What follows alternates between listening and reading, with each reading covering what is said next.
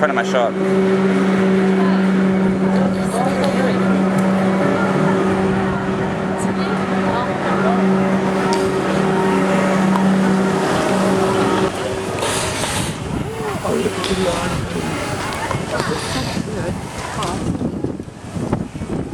A couple weeks actually. They both weigh right around 150 kilos. Born down around Sydney, but been there since they were 4 weeks of age. They get along very well. Sita, they're about 6 or 7 kilos in, and she's very, very maternal towards them. She's very good with cubs.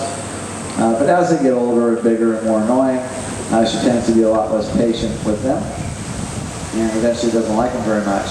She's still pretty good with them, but they bug her too much, so definitely let them know.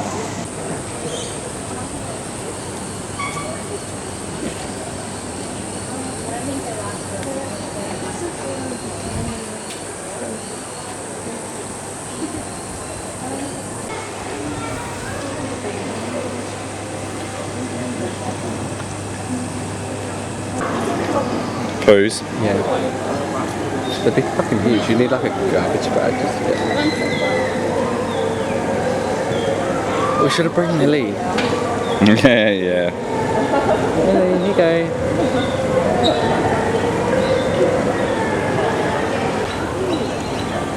Aww. You're so cute. Oh, so cute.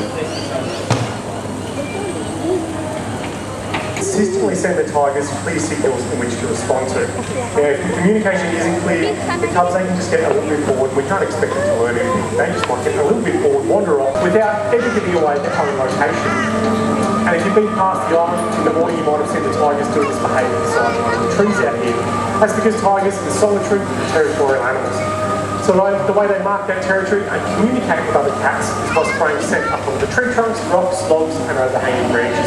In this position here, they can just sit for an extended period and really thoroughly investigate the scent of another tiger. You can see their brood. It's pretty tall and they use this behaviour normally again at the side of a tree to get to those out of the way and high up scent marks, but it also gives the cats an opportunity to rake those very sharp and powerful claws down across that tree.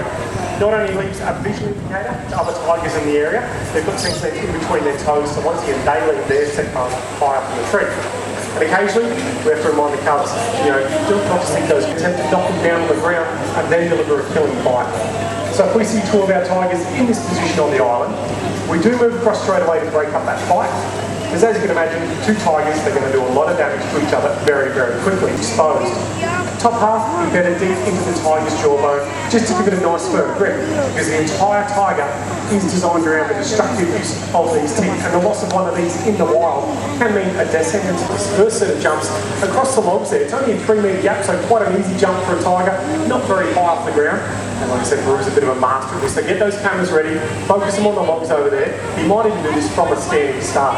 He's going to be showing off his power, which tigers get their power from their diet. Lazy. No, he didn't jump. Can you set him up and bring him back this way? Yep, okay.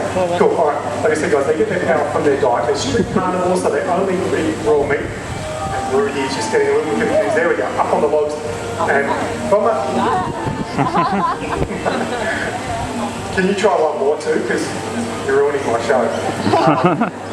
So, yeah, we'll get this jump, guys. And like I said,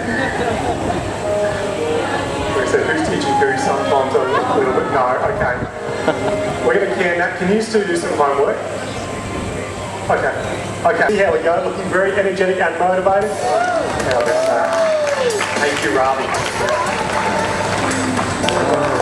So tigers, like I was saying, strict carnivores, they only eat raw meat, deer and antelope species, wild boar, use a pretty steady diet of raw meat too, because you're ruining my show. So yeah, we'll get this jump, guys. And like I said, who's teaching who sometimes a little bit? No, okay. We're going to can that. Can you still do some homework?